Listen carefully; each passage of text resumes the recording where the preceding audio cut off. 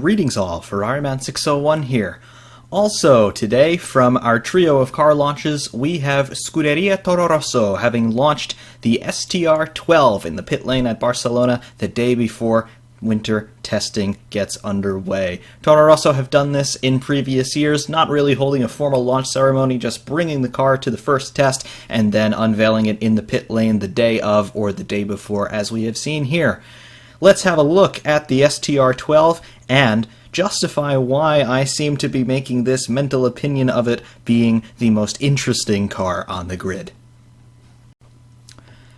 On this first shot of the STR 12, first of all, we can see the two reasons why the car will be doing anything in the first place this year. Seated on the left front, we have Daniel Kvyat, and then on the left rear, we have Carlos Sainz Jr., who are the two drivers for Toro Rosso this year. In addition to the two brave souls who will be piloting this thing over the course of 20 races, we have a whole bunch of technical details to look at on this wonderfully liveried car, I have to say. Very nice job with the paint scheme. I like the chrome accents, particularly on the Red Bull branding and the Bull logos there, both on the nose cone and on the side pods and engine cover, at least, that we can see from this shot. First of all, you can see the car has, rather interestingly, a very clean appearance. There aren't too many things going on along the entire chassis from the nose tip all the way back toward the cockpit. Everything is smooth. You'll notice that we don't see anything like canard wings or other little flow modifiers in this section of the car. Everything is just very clean, straight, and smooth, just like we've seen on the Williams. So, interesting. Yes, this is launch day, but because this car is already in the pit lane at Barcelona, I don't quite expect any further details to be added to this car before it hits the track. So, I think what we're seeing here is the STR 12 actually ready to go. So if this is launch spec, I think we are representative of the actual first iteration of the car proper. What we can see on this shot, and it's a little bit difficult to see everything because the drivers are hiding a little bit of detail, we can see here on the front wing we've got these cascade elements going on with at least 3 flaps going longitudinally facing the direction of travel, so some interesting flow modification already going on from the instant the car starts to run into the air. You can see the overall flow of the air as it's going across the car here through the front wing. Very, very nice. We can't really look at the wing flaps proper because we are looking at it from the wrong angle. Also, though, and going into this clean profile that we see in the center section of the car, look at the front wing end plate here. Very rudimentary. Very simple. We can see in this downturned section on the extreme outboard face that we do have one of those inverted U channels like we've seen on pretty much all of the other cars, at least one of which mounted on the extreme outboard surface of the end plate. Can't really tell anything else about the front wing from this angle, but oh, there is more to come. Additionally, we can see the barge board profile here. Very simple, single element barge boards. So, interesting design going on here. Now, why is this car the most interesting on the grid to me? Wait and see. Looking at the profile of the floor, we can see that we have our typical flat section, straight section of the reference plane there, but just forward of that we have another one of these upturned angled bits of the floor, and you can see that there. So just like Haas, just like Mercedes, just like Ferrari, Toro Rosso also running that angled section of the floor, and I'm a little bit shaky actually on what the actual rationale of that is, although I do suspect that it has something to do with the flow coming through the turning vanes here, just to keep the air from spilling out in this direction here along the edge of the floor and creating turbulence and losing efficiency with the diffuser. They want the air rather to follow this sort of path around the side pod and toward the rear of the car, as we've been seeing the rationale on all of the other cars. Additionally, on this shot, we can very obviously see that Toro Rosso are running a shark fin. So, aside from Mercedes, everybody running a shark fin so far, at least in launch spec. Very nice detail, and again, I absolutely love that Bull logo in chrome. Certainly makes that blue paint stand out a little bit more, and the red accents as well. It's a very simple livery, but it's a very striking one. So far, we've got a few really good liveries this season. We've got Sauber, which looks great. We've got Renault running their traditional colors, and now we've got Toro Rosso running this very striking blue, silver, and red paint scheme. Very much looking forward to seeing these cars on track. I bet they are going to look wonderful on television. And now, here's where things start to get very interesting. On this shot, taken from a somewhat cheeky angle, I must say, we can see the front end of the STR12, and the first thing that I would like to point out to all of you is this. The nose. It is not a thumbnail, it is not a finger, it is an actual, honest-to-goodness, traditional, triangular nose. The only other team to run this spec nose is Mercedes. So that puts the Toro Rosso already in some pretty distinguished company, considering that Mercedes are on the back of winning the Constructors' Championship 3 years running. The other detail to which I call you to draw your attention is this. We have an S-duct on the front end of the Toro Rosso, and you'll also notice that this S-duct is in exactly the same place as the one on the Mercedes, and we can tell this because it is intersecting here with this sensor array, just like it is on the Mercedes. Very interesting developments here on the front end of the Toro Rosso. I will say that the front wing, the overall flap design, is not as complex as the one on the Mercedes, and I don't even think the one on the Mercedes is the most complex one on the grid. I think that honor probably goes to McLaren, believe it or not, but you can definitely see there are some great design elements going on with the individual flap sections, of which I am counting 1, 2, 3, 4, 5 at very least, and it looks like on the cascade elements we have some more, at least one more over here on that area. So very interesting front end treatment going on with the Toro Rosso. In addition to the aero detail, we can see the suspension configuration, another double wishbone push rod. My theory that this would be ubiquitous up and down the grid is being proven correct with this very standardized configuration going on with all of the cars. You can also see the locations of the FIA camera mounts. These are pretty much identical on all the cars, such as not to give an aero benefit to any particular team.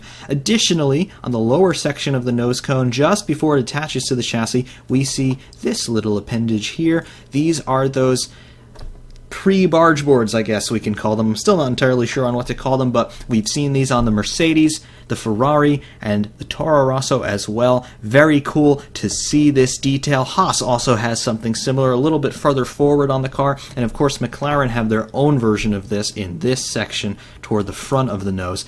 But very interesting to see these very intricate details going on with the Toro Rosso. We know that this team has the backing of Red Bull, as their name and sponsorship certainly belies, but also we know that this team has some good aerodynamic philosophy. It just hasn't been toward the sharp end of the grid in quite a while, simply because they've had a few years where they've been dealing with inferior engines, year-old engines, things like that. But now they are going to be running the same spec as the factory Ferrari team, so things are looking up for Toro Rosso indeed. Things are looking up so much for them that they've actually gone out today and said that they are a little discouraged to see that Mercedes are running a very similar aero treatment on their car as Toro Rosso have come up on the STR12. So interesting to see them comparing themselves to Mercedes, who we all expect to be the class leader in 2017. But who knows, perhaps Toro Rosso are going to be there on occasion to spoil Mercedes' day. In addition, we can also see the front attach points for the front wing, and you can just see the very minuscule amount of material that is actually interfacing between the pylons and the attach points on that front wing. Again, with the amount of loading that is going through that wing at speed, I can't imagine how strong those two little contact points have to be in order to deal with all of that stress. But apparently they're strong enough, and I mean, we'll find out in testing, but that's absolutely amazing. The design, the engineering, the craftsmanship in order to make that part work is just phenomenal. Absolutely glorious stuff from the Toro Rosso so far. And on this shot, we get pretty much a full profile view of the Toro Rosso, and a few more details come to light. First off, we can see over in this section we've got the turning vanes. We've got these two elements. They are vertical strakes. They're by far not the most complex designs that we have seen so far. However, you can see that they have thought quite a bit about this section. I would say the only car that has more complex turning vanes, at least in the number of elements to them, is the Mercedes, where they are running 3 vanes. They are running a 3rd vane in this section here on the car, just forward of the forwardmost here on the Toro Rosso. However, the STR12 running these double element turning vanes, at least for the moment. And you can definitely tell the overall idea of taking that air and scooping it up and then making it swerve around the rear section of the car like so. In addition to the turning vane detail, we can also see some very intricate designs going on with the floor, starting at this very leading edge to the floor. Now, whether or not you could consider this a barge board area, that's up for interpretation of the rules, but very nice little appendage sticking out of the floor there, and it must be razor sharp right there on the tip. Really loving that attention to detail. In addition, you can see a little bit of that barge board structure. As we mentioned before, it is relatively simple at the moment. You can also get a better view of those pre-barge boards underneath the nose right here. They have a nice little 90-degree wedge shape to them, at least in the cross-sectional direction, so you can definitely tell how they are trying to scoop the air up around the front of the car in this sort of direction here, and then turn it outboard to the barge boards proper, and then out to the turning vanes and out to the back. Very cool indeed. We can also see the overall profile of the shark fin in this shot, and you can see it's a rather nice design. I have to say Force India are running the worst shark fin so far. It's just a rectangle bisected at 45 degrees, but this one is very nice. It's sculpted, and it fits the profile that you would expect to see from a shark fin, really from a front-running team, not from a traditional back marker like Toro Rosso have unfortunately become. Additionally, we can see some more detail on the rear, namely the rear wing end plates. We can see on the top of the wing, we've got these gills cut just like every other car on the grid, but additionally we have these 2 louvered areas, these 2 gills cut in the front section of the mid area of that end plate.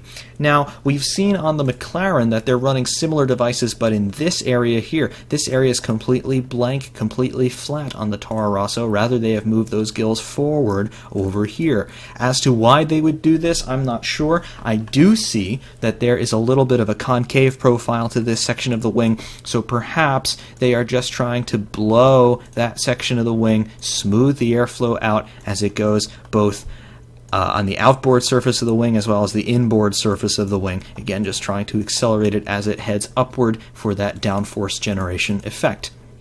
On the floor, we don't actually see too many details. There's a little bit of work going on in this section of the floor. We can see some sort of appendage here in addition to that upturn that we've seen on several other cars. However, that's about it. We see a relatively flat profile to the rest of the reference plane, and we don't see any overt slots in that section of the floor in front of the rear tires, namely this area. However, I would like to draw your attention to this and to this. It looks like these areas may be panels that can be very quickly removed and replaced with another panel of a similar geometry but a different top-side profile. So we'll see what happens with that, particularly this rearmost section. You can see that there is a little bit of a groove cut in it. So I would not at all be surprised if this is some sort of a sliding area that allows them just to pull this panel out, perhaps after undoing a few fasteners, and then replace it with something else that will have a markedly different profile and hopefully have a markedly different effect. We can also see from this shot that the Toro Rosso has very tight packaging along the rear, just like the other Ferrari engined cars on the grid. Very nice. Look at how much space is in this area for them to play with. Again, we'll draw our triangle. You can see that the engineers have roughly all of this area to play with regard to aero development. Very nice. And of course, we're going to see this area change probably quite substantially as the season unfolds and the engineers and designers and aerodynamicists start to come up with better ideas of how to coerce that flow into the Coke bottle section of the car. Very cool detail, and of course that's a very good decision design-wise to make your packaging as narrow as possible to free up that space toward the rear section of the car to funnel as much air toward that diffuser as possible. And on this shot, not too much more to be seen detail-wise, but it is a much closer view of that front wing, so you can get a sense more of the geometries going on.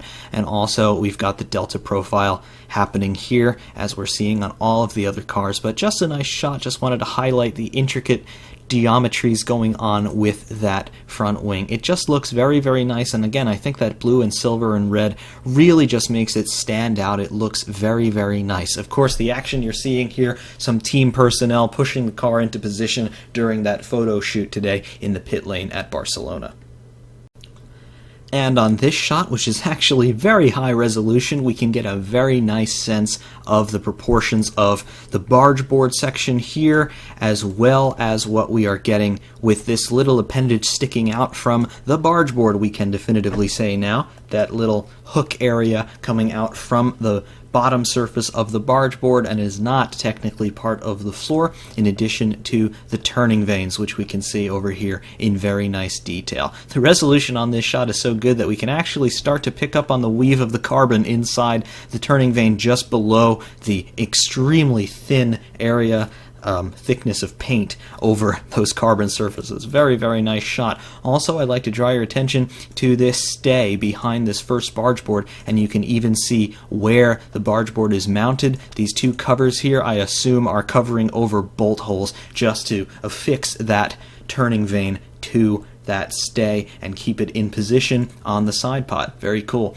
We can also get a good profile of the radiator inlet. You can see the curves here running along, these very nice open curving shapes, very nice detail, and you can even see a little bit, again, that weave of the carbon inside the radiator duct itself. Absolutely loving these really close high detail shots of the STR12. Very, very nice. That's about all we can see on here, in addition to this little slot in the floor. Again, it's in a similar position to a very different sort of solution that Haas have come up with for this area, actually extending this panel outboard a little bit in this direction and mounting it on little struts, but just an interesting little slot there on the floor. Again, I'm not entirely sure what the rationale of this nor the extended panels on this section of the Haas is, but we will see. And again, that wet weather test at Barcelona, the last day of testing, be very interesting to see some shots of the car, particularly to see how that water is flying around the midsection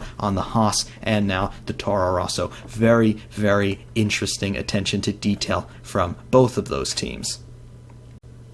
And on this shot, we can see two very nice details here. Cut off slightly from the top of the screen, we can see the DRS actuator mounted in the center section of the rear wing. We can even see the armature and linkage that actually attaches that actuator to the main plane of the rear wing to move it up and down and activate and deactivate DRS. Very, very nice. You can also see the forward element of the wing running across this section of the picture. Very nice detail. Additionally, I like the detail of the strut to which that actuator is actually mounted. Of course, this strut will house all of your hydraulic lines, providing hydraulic pressure actually to make that actuator go up and down. That runs off of the gearbox at high pressure, of course, and probably some high temperatures as well coming off of the gearbox. But anyway, that's how they have that actuator strut configured. Additionally, you'll see in the center of the screen here the monkey seat.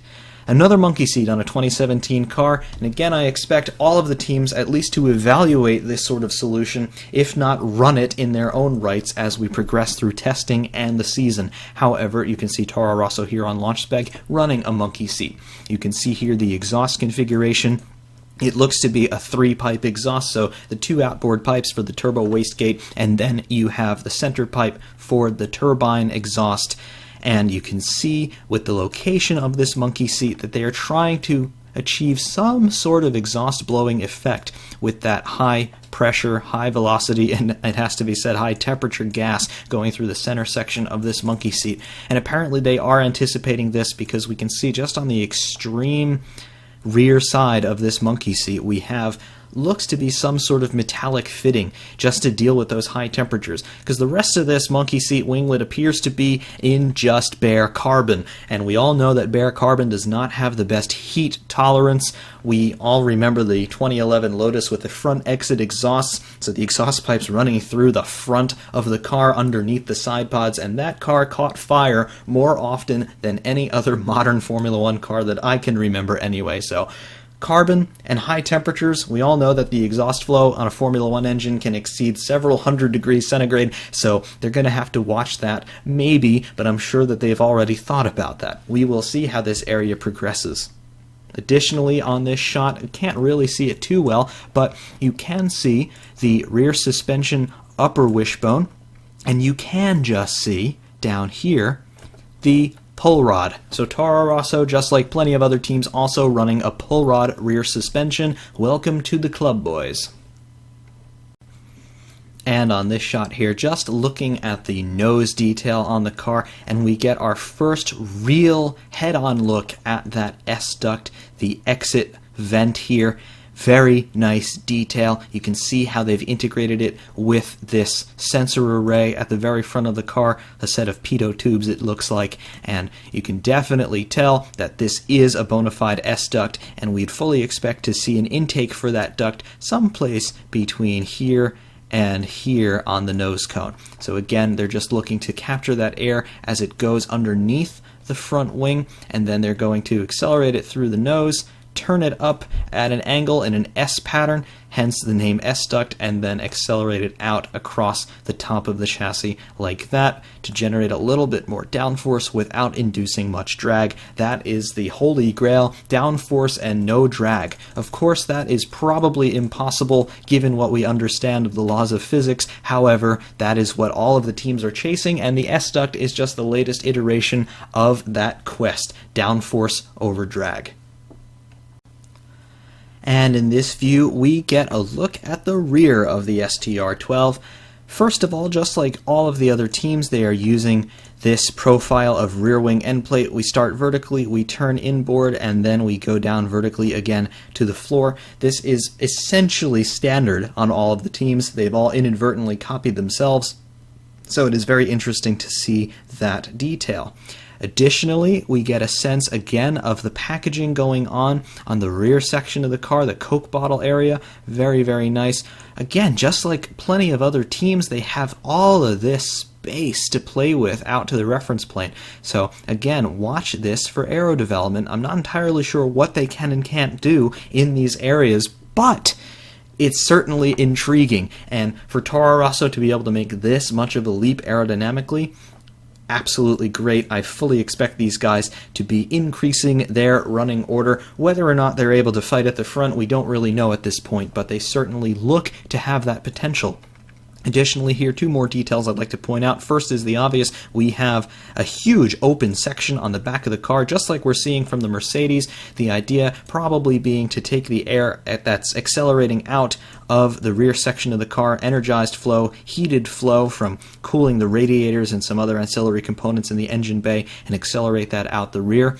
Additionally, I just do want to point out Toro Rosso being a little naughty here, covering up the rear section of the car with this blanking panel, because we do not want to show anybody that diffuser quite yet. Who knows what they're doing down here? It's probably rather conventional, but any little advantage that they might think they have by covering that up, they are going to pursue it, and there it is. We can't quite see the diffuser yet.